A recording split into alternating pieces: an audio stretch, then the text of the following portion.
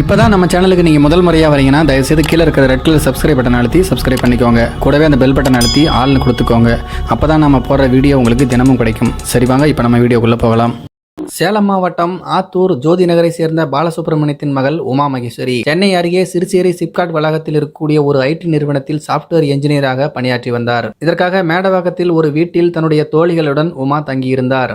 இப்படிப்பட்ட நிலைமையில்தான் கடந்த 13ஆம் தேதி வேலைக்கு சென்ற உமா வீட்டுக்கு திரும்பி வரவில்லை. இதுகுறித்து உமாவுடைய தந்தை பாலசுப்ரமணியம் கேளம்பாக்கம் காவல் நிலையத்தில் புகார் செய்தார். அந்த புகாரின் அடிப்படையில் போலீசார் வழக்குப்பதிவு செய்து உமாவை தேடி வந்தனர். இப்படிப்பட்ட நிலைமையில்தான் சிறுசேரி சிப்காட் வளாகத்தில் இருக்கக்கூடிய ஒரு புதரில் இருந்து உமா மகேஸ்வரி அழுகிய நிலைமையில் சடலமாக கடந்த சனிக்கிழமை மீட்கப்பட்டார். போலீசாருடைய விசாரணையில் உமா மகேஸ்வரி பாலியல் பலாத்காரம் செய்யப்பட்டு கத்தியால் குத்தி கொலை செய்யப்பட்டு அங்கு வீசப்பட்டிருப்பது தெரிய வந்தது. இந்த சம்பவம் குறித்து கேளம்பாக்கம் போலீசார் வழக்குப்பதிவு செய்து விசாரித்தனர். இதற்கிடையே டிஜிபி ராமானுஜம் உமா மகேஸ்வரியின் கொலை வழக்கை சிபிசிஐடிக்கு மாற்றி உத்தரவிட்டார். மேலும் இந்த கொலை குறித்து சரியான தகவல் அளிப்பவர்களுக்கு ரூபாய் 2 லட்சம் வரை பரிசுத் தொகை வழங்கப்படும் என்றும் அவர் அறிவித்தார். சம்பவம் நடந்த இடம், உமா மகேஸ்வரி பணியாற்றிய இடம், சுற்றுவட்டார பகுதிகளில் சுமார் 100க்கும் மேற்பட்ட போலீசார் விசாரணையில் ஈடுபட்டனர். இதில் பல தடயங்கள் கிடைத்தன. மேலும் ஆளில்லாத விமானம் மூலம் அந்த பகுதி முழுவதையும் போலீசார் புகைப்படம் எடுத்து அந்த பகுதியின் அமைப்பை தெரிந்து கொண்டனர். அதேபோல உமா கடந்த ஓராண்டாக செல்போனில் யார் யாருடன் பேசியுள்ளார், யாருடன் அதிக நேரம் பேசியுள்ளார் போன்ற தகவல்களை சேகரித்தனர். சிபிசிஐடி போலீசாரின் தீவிர விசாரணையில் வடமாநிலத்தை சேர்ந்த உத்தம் மண்டல், ராம் மண்டல் ஆகிய இருவரும் தான் உமாவை கடத்தி பாலியல் பலாத்காரம் செய்து கொலை செய்திருப்பது தெரிய வந்தது. மேலும் உமா வைத்திருந்த செல்போன், கிரெடிட் கார்டு ஆகியவற்றையும் அவர்கள் எடுத்து சென்றதும் தெரிய வந்தது. இதனையடுத்து அவர்கள் 2 பேரையும் போலீசார் கைது செய்திருக்கிறார்கள். மேலும் அவர்களிடமிருந்து உமாவுடைய செல்போன், கிரெடிட் கார்டு ஆகியவை பறிமுதல் செய்யப்பட்டுள்ளன.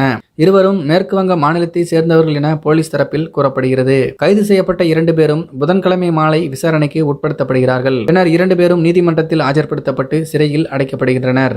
உமா மகேஸ்வரி கொலை செய்யப்பட்ட வழக்கில் கொலையாளிகளை துப்பு துலக்க செல்போன் உதவியாக இருந்துள்ளது. அதே சமயம் கொலையாளிகளை கைது செய்வதற்கு கிரெடிட் கார்டு பயன்பட்டுள்ளது. கொலையாளிகள் உமாவிடமிருந்து செல்போன் மற்றும் கிரெடிட் கார்டுகளை எடுத்து சென்றுள்ளனர். இதனையடுத்து அந்த செல்போன், கிரெடிட் கார்டு குறித்து போலீசார் விசாரணை செய்தனர். இதில் கொலையாளிகள் அந்த செல்போனில் வேறு சிம் கார்டை பயன்படுத்தியதாக தெரிகிறது. இதை IMEI எண் மூலம் கண்டறிந்த போலீசார் ஓரளவுக்கு கொலையாளிகளை நெருங்கினர். IMEI எண் கொடுத்த சிக்னல் அடிப்படையில் போலீசார் விசாரணையில் ஈடுபட்டனர். இதில் அந்த வளாகத்தில் கட்டுமான வேலையில் ஈடுபட்டிருந்த மேற்கு வங்கத்தை சேர்ந்த 4 பேர் கடந்த 13ஆம் தேதி வேலைக்கு செல்லாமல் இருந்ததும் அவர்கள் தங்குமிடத்துக்கு வராமல் இருந்ததும் தெரிய வந்தது. இதனையடுத்து அந்த 4 பேர் குறித்து அங்கு இருக்கக்கூடிய பிற கட்டிட தொழிலாளர்களிடம் போலீசார் விசாரித்தனர். விசாரணையில் அவர்கள் 4 பேரும் உமாவை கொலை செய்திருப்பதற்கான வாய்ப்புகள் அதிகம் இருப்பது என்றது தெரிய வந்தது. இப்படிப்பட்ட நிலைமையில்தான் அந்த கிரெடிட் கார்டு மூலம் ATM மையத்தில் பணம் எடுத்திருப்பதாக செவ்வாய்க்கிழமை காலை போலீசாருக்கு தகவல் கிடைத்தது. அந்த தகவலின் அடிப்படையில் மேற்கு வங்கத்தை சேர்ந்த உத்தம் மண்டல், ராம் மண்டல் ஆகிய இருவரையும் போலீசார் கல்பாக்கம் அருகே வைத்து கைது செய்திருக்கிறார்கள். போலீசார் விசாரணையில் அந்த குற்றவாளிகள் சொன்னது என்னவென்றால், நாங்கள் சிப்காட் வளாகத்தில் புதிதாக கட்டப்படும் கட்டடத்தில் வேலை செய்து வருகிறோம். சம்பவத்தன்று இரவு சிப்காட் வளாகம் வாயில் பகுதியில் நின்று கொண்டிருந்தோம்.